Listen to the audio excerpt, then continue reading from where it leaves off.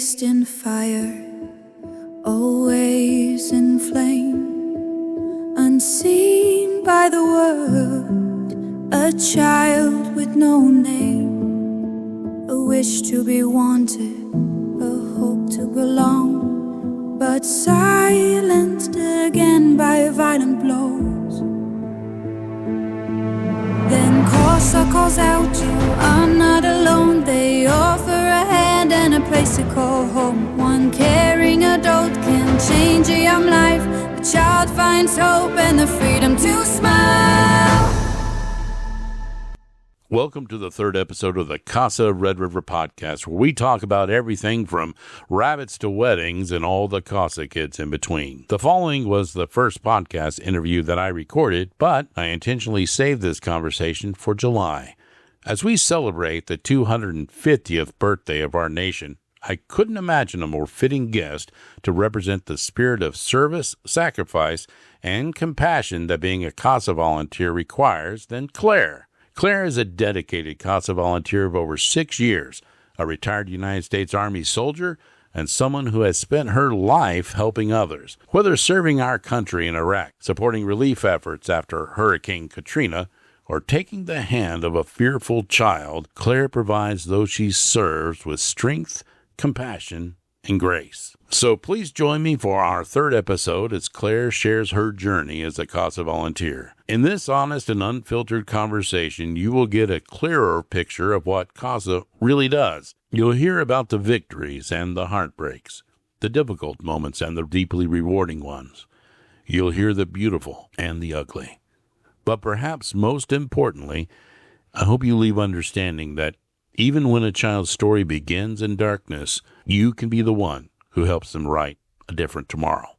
One of the things I want people to see whenever they listen is that they know that they don't have to be somebody extraordinary, right? I mean, so we all come from different walks of life. Some people may not think that being a CASA requires them to do something or be something extraordinary, right? For sure. So we can have housewives, we can have combat veterans, we can have, lawyers, we can have somebody that works at McDonald's, and it doesn't matter where people come from, that you can be a CASA. So that was kind of I think once people realize it's helping a child in the foster system, right, then they're intrigued. At least that's what it was for me. I didn't realize it was going to cover the whole state of Texas, and a case could be moved and you stay with the case while it moves through Texas. So there is a lot to be learned. I think that, it is intimidating when you go, what does CASA stand for? And you find out it's court-appointed special advocate. The whole thing about court, because if you haven't had experiences in a courtroom, or never entered or had any reason to enter a courtroom, maybe but to get a marriage license, that also can be like, oh, well, I don't have any experience with that. right. And so learning that there's all these classes, and so you commit to the classes, you realize there's a schedule of classes, and you have these people that are willing to help you and give you examples of court documents, and you get a tour of the courtroom, and you will learn and walk away with what you need to at the end of all of these classes. And then what I really love about the program is that they also do monthly trainings, because that just opens up all of the things that you could put in your toolbox. And then you get to also meet other people who maybe have very different cases. I did this initially just because I wanted to get to know the community and people in the community, and also have a purpose. Mm-hmm. I don't have grandchildren. I don't have children of my own. I have stepchildren, and they're adult and grown. So I felt like this is going to give me a purpose. I will say that it's apprehensive when you find out, oh, we're just going to have to get you fingerprinted. Mm-hmm. And then you hear, and then we need 3 letters of recommendation. Because when was the last time, you've done that? If you're an Army veteran like myself, maybe you did have to get a letter of recommendation, and sometimes you do have to go to elite schools. You're going to start already thinking, who am I going to ask for this letter? It actually made me feel very vulnerable because I had to go to people and say, hi, this is what I'd like to do. Do you want to write me a letter? And basically say that you think I'll be good for it. Right. And because now I'm having to repeat what the CASA headquarters and trainers have said to me and tell someone else. But it's good because it's reinforcing and it's absorbing to the person who's applying that they understand what they're getting into, because now you're explaining it to your letter writer.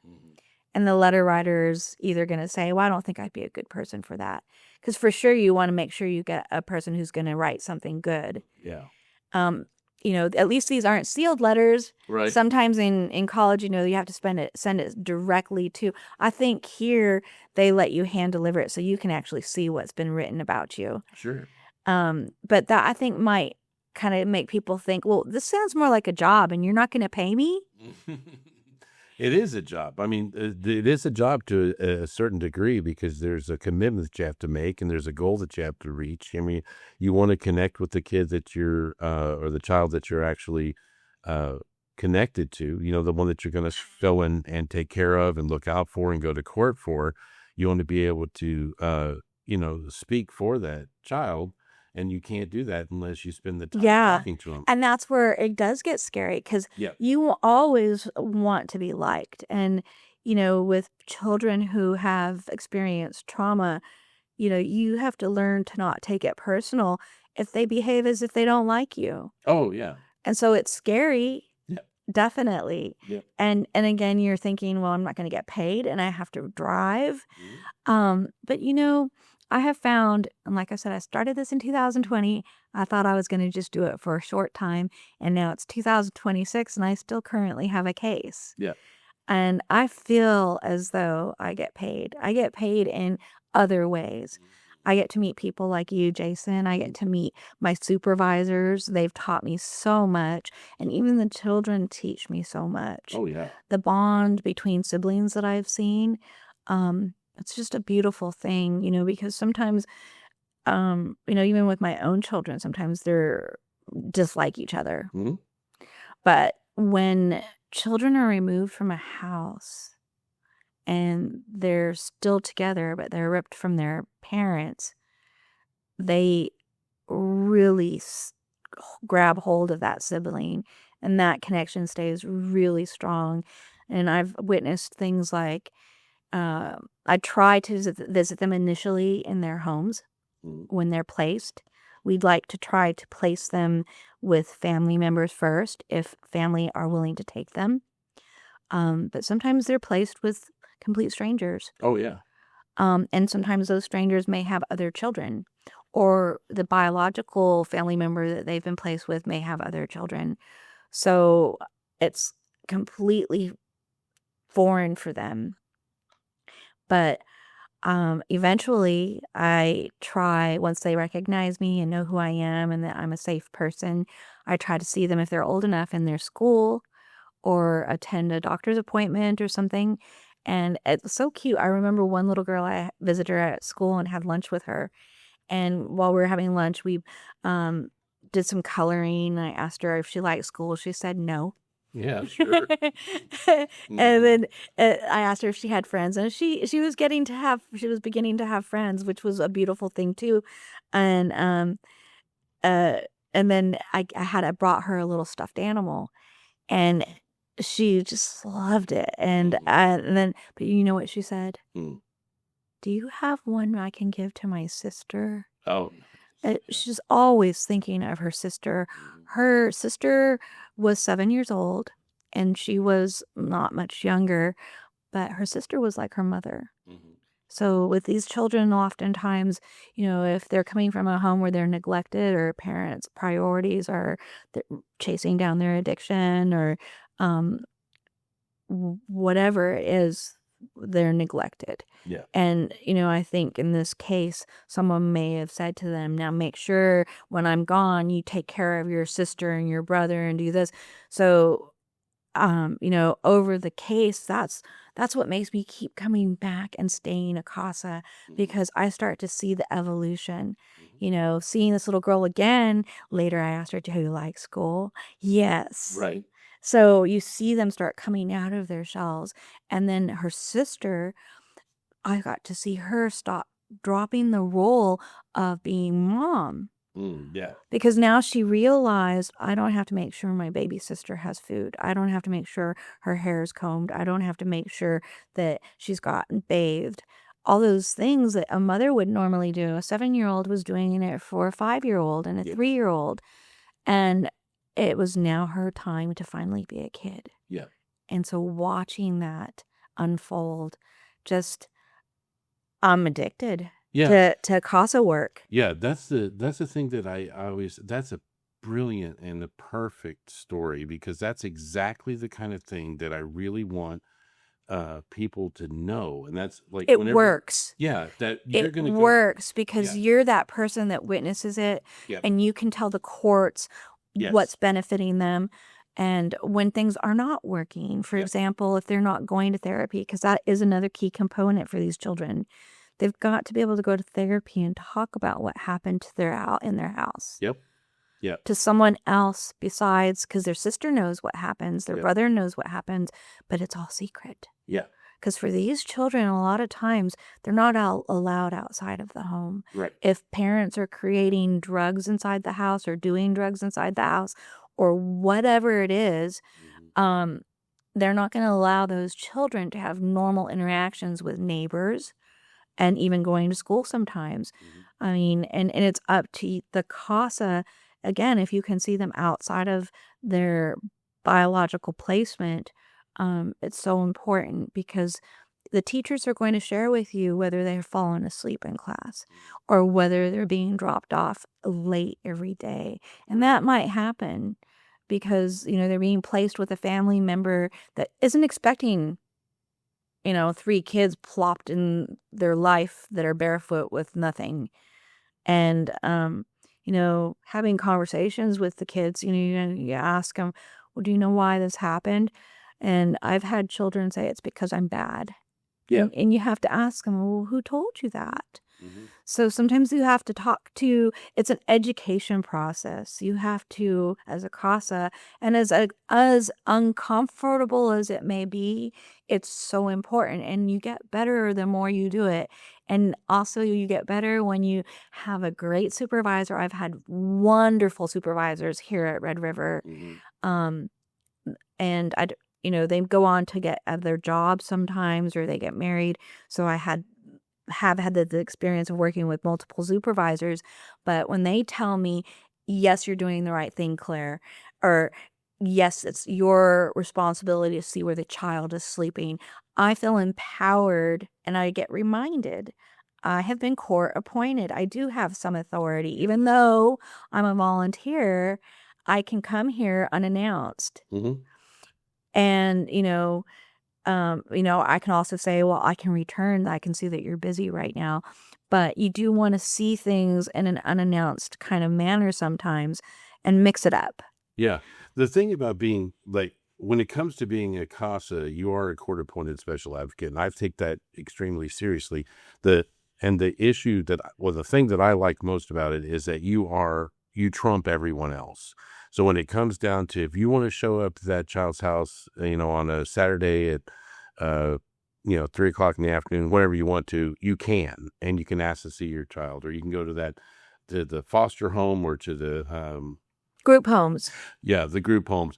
No one can keep you from your child. You might as well be your biological child, because no one can keep you from them. Another one of the things that I really want people to know whenever they become a CASA is that every group home and every foster home isn't a good home either. So sometimes you're going to find that there's Exactly. Places. So be ready. Exactly. And it's I think we all have it as instincts. Yeah. And so rely on your instincts. For example, I was going to a home and I found that of all the siblings, there was one child, and they had been reported as somewhat feral. But every time I came, he was asleep. The rest of the siblings were all playing loud, jumping, climbing. And this one child, and for his age, very abnormal for him to be sleeping during the day every time I visited. And they ran some tests eventually because I kept noting. So your observations, your then report of what you observe is so important. And if you have to escalate what you're observing, because I found it so abnormal, they ran some tests on him and he was being sedated. Oh, yeah. Because they couldn't handle him. Yep. And so he was being sedated. Barbiturates or something popped in his lab work. Mm-hmm. So, he's much better. And, so instincts where, if there's a grandma and grandpa that get the children, and every time you visit, grandpa's got his back turned to you, supposedly on a computer or something, ask yourself why, why, and try to get him to turn to face you. Are his eyes dilated? Is he a drug addict? Mm-hmm. You don't know these things until you kind of follow your instincts, because it will lead you to something that probably is inappropriate. Yeah, like everybody that you meet that is a foster parent, they're not all great people. You want them to be. Right. But if you go in with that kind of naivety and believe that, oh, well, they're in a foster home where these people had to go through this government process of being tested and checked out and all these other things, that may not be so. Right. And the more you read the reports that other people are putting into the case. Yeah. Right? Because there's not just you're not alone in this. You have caseworkers, you have to engage, you have the lawyers. But if you read all of the background of what made this child come into foster care, I have seen that sometimes the mother was in foster care. Mm-hmm. And even the grandmother was in foster care. Yeah. That's the family placement. Like I said, in all the years I worked as a CASA volunteer, I only had one family placement. Everything else was others. So keep your eyes open in that regard was really, really important. I had two foster homes that wound up getting shut down because of what we observed by going there and seeing things that were just out of line. The one of them and this is one of my kids that I still talk to this day, and he's in college now. Back then he was like 8 years old, so it's been a long time. But anyway, I pulled up to when I went to see him first time at the foster home with the foster parents. I had a mobile home, which anybody can have a mobile home, that's fine. But in front was this big shed, really big shed. And so the first time I went and picked him up and he wanted to go bowling. So we went bowling. Oh, that's fun. And I took him back. And then there was a couple of things. It just kind of started looking kind of squirrely. I didn't know what was happening. But finally, there was a day where that shed was open and it was full of rabbits. It was just all rabbits in cages. They were rabbit farmers. Yeah. Like to eat. Yeah, no, that's the thing. Yeah. And but here's the thing. What it turned out was I finally got the information out of my kid was they had 4 other kids that were living in that mobile home that they had managed to get assigned to them, and they were having the kids work the rabbits. So they were supposed to go out there and clean the rabbits and clean the cages and all. It was crazy. Basically, those people had turned the foster care system into their own personal production line, slave labor. Yeah, that's awful. So he got out. All the kids got out. They got the children don't realize because there's something wrong with that. Better than getting beaten. Yes. Right? It's like, oh, all they want me to do is go out and clean rabbit cages all day in the heat in a shed. That's better than getting, slung around a room or abused in any innumerable way that was more horrible than cleaning out a rabbit cage. Yeah. But at the same time, knowing, don't tell your CPS worker, don't tell your cost, you got to have kids will tell. I mean, the placements will if you don't, that's the other thing is a CASA, you may feel like, okay, this is getting to be too much, but they want me to go to court. Oh, yeah. But going to court is a good thing. Oh, yeah. There is a dress code, and I found that a lot of the people that are new placements, they don't realize they're not going to get into the courtroom if they're not dressed appropriately. but we're taught, that, okay, you have a dress code. But I learned so much, and you're going to also learn what is mandated. And so you can help educate the placement, and say, now you got to do this, because a lot of times they'll try to skip therapies or dental, and I hate to say it, I'm looking at the children's teeth when I visit. I've seen children where their teeth are bleeding. Oh, wow. They've gone that long without brushing and all this stuff. And if all they're eating is candy or who knows what. Yeah. And so that's a red flag. But, all those little extra kinds of things, if you can get permission, and I've found that sometimes the placement is like, yeah, you can take them. Yeah. Oh, Because after a while, I'm like, hey, would it be okay if I took them to an outing and I bring them back at this? They're excited and ecstatic that you're going to take them. But one particular outing I went on, it was the beaver run that this sanctuary was doing over at Sykes Lake, and it was a 5K, and anyone who enrolled was going to get a t-shirt, a medal, and they were going to get to do some arts and crafts because they wanted to promote wildlife and nature. And they had all kinds of snacks at the finish line. They had music and the finishing, and then the start posters and balloons, and a lot of people turned out for it.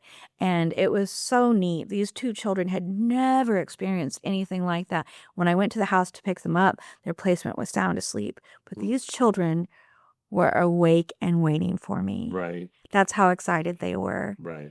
And it was early. I said, you have to wake up early, okay? Because the start was at 7:30.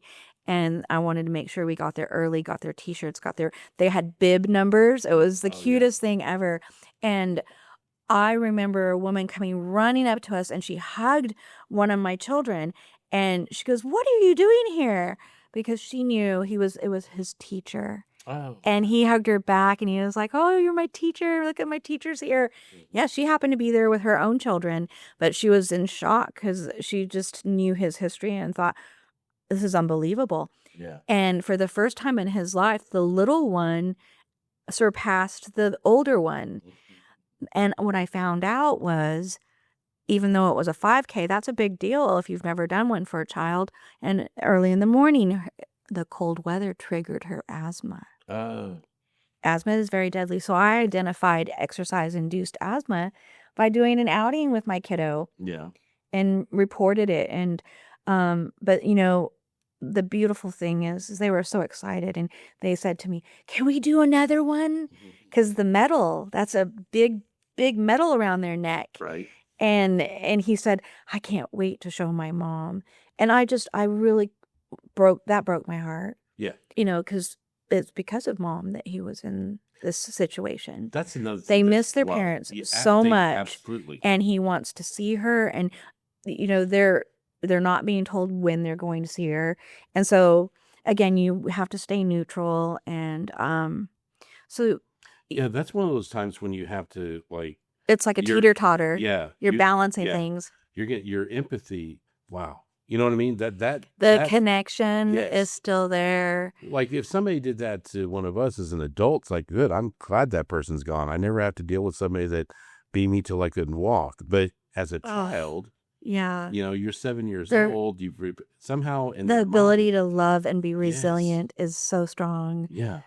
And it's sad too, because parents may not have a sentence if it's that serious, and yet they'll still tell their kids, "I'm going to see you real soon." Yep.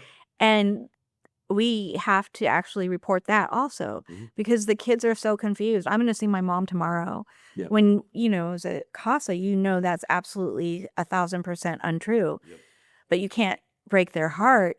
So we've had to have the judge order the parents to stop sending these messages over the phone, and actually have conversations are observed. Oh my gosh, I was thinking. They're observed phone conversations. Yeah. So that, it's like, oh, you just broke the order. Your judge just told you not to say this to the child, and you have ability to talk to them on the phone, but you can lose this ability if you keep telling them confusing messages. And, the parents will still bypass it. Oh. I had a situation where the aunt had visitation rights to the child. And while she was visiting her child, she would use her cell phone to call the parents, and the parents would still be able to talk to the children without the courts listening and say whatever they want to say. And then the secret was, don't tell the CASA. Right. And of course, one of the children would tell me, and then the other children would say, hey, Auntie said, don't tell them. You're going to get us in trouble. So it's such a battle because you're with one foot, you're making progress, and sometimes the other foot, you're going backwards. But it's about persistence. Yeah. And building that rapport that you build, that relationship you build with the child is so vital, because even though because I've seen that, I can't tell you how many times where the child is told, just like they learned before they were taken out, don't tell anybody this, don't tell anybody that. And it's so great. And it'll, something like that will happen. And then they will come out and they just go right to you and tell you, that you have that kind of relationship with them. And that's the kind of thing that'll find me after the visit out of my car, having a quick cry. Right. Because it's just, you go, I can't, that's so amazing that you can come into a child's life, give them the kind of hope that extends to trust, right? And that's yours that you earned from them. That even when this person that they still love and see as mom or dad or whatever else, but they'll understand that they can still come and tell you this is a bad thing that's happening, and I'm going to let my CASA know. I don't know what greater gift is there than the love or the trust of a child, right? And when one of them shows you that I believe in you, I trust you, then you know that they're on a path that they can get somewhere healthy, so that they're not carrying on what their parents taught them. Yeah, you definitely start to realize you're making a difference. Yes. I heard a story of a CASA that worked with a child and stayed in touch with her and was even invited to her wedding. Oh, that's amazing. Well, see, like one of mine called me a couple of years ago, graduated from high school, and he got a hold of me and asked me if I would go to his high school graduation. Oh. So I drove a few hours and went to his high school graduation. And then he got a hold of me when he was going to college. And so we went and toured his college. I love that. Yeah. And that's incredible. And And college is completely paid for these children. Oh, that's the thing too. Yes. If you Yes. go, you can go. It's all paid for. And they need to be encouraged in taking tours of campuses, and feeling like that's a place where they can belong. Yes. And feeling like I don't stick out. I'm normal. I belong here just as much as any of these other children. And when they see the other children on campus, they go, "Oh, well, that person kind of looks like me. Yeah. I'm not weird. Nope. They look just like me, and they're here in college, but they need to be shown. Yeah. They need to be driven there. They need to be taken there. They need to be shown that it's not just something horrible because your parents didn't go or because your grandparents didn't go. This is a good thing, and it's somewhere where you can make friends and somewhere where you can belong. And where you can reinvent. So, they're going to have they're going to carry the trauma with them. That's just a part of being a human person. But there's a point where like him going to college. All these campuses now have apps, though, to help kids with depression, help kids with stress, because it is stressful, I'm not going to lie, to go to college. For sure.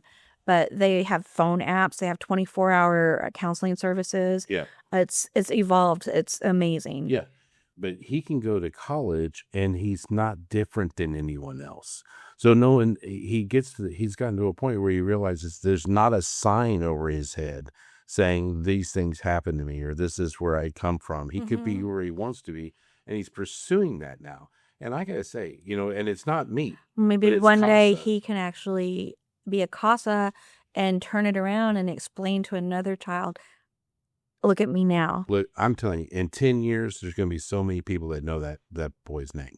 And it's not me, it's CASA.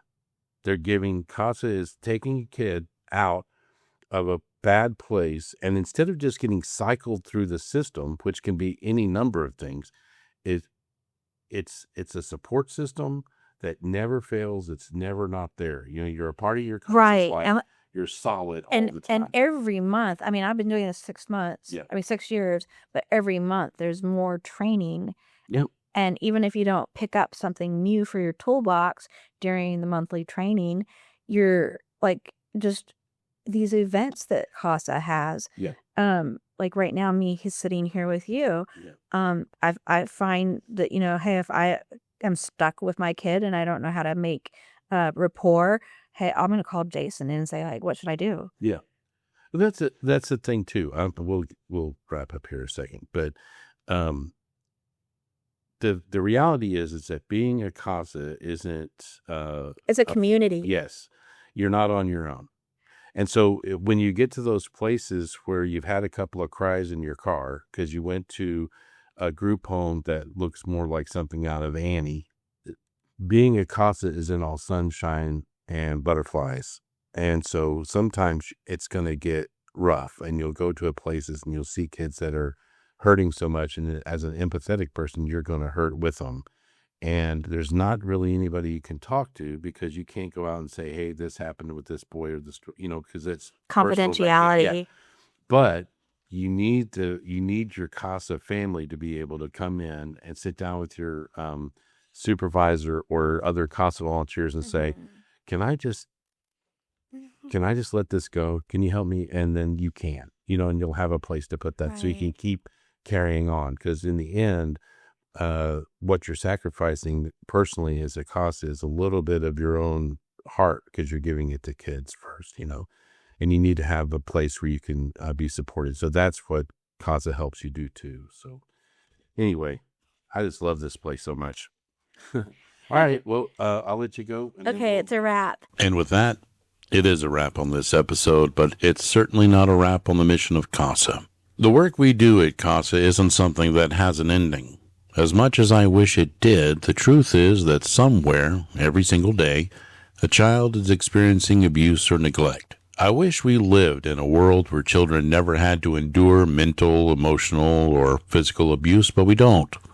That is reality, and it's why CASA exists, and why we are reaching out to you. You can be the steady presence that these children don't have. You can be the voice that speaks for them when they have none.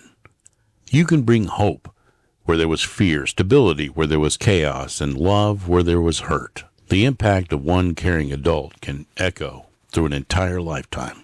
If you've ever wondered whether one person can truly make a difference, the answer is yes. Every day, CASA volunteers prove it. So if something you've heard today has spoken to your heart, I invite you to join us. Become a CASA volunteer. Stand beside a child who needs someone in their corner. Help us make the world a better place, one child at a time. One caring adult can change a young life. The child finds hope and the freedom to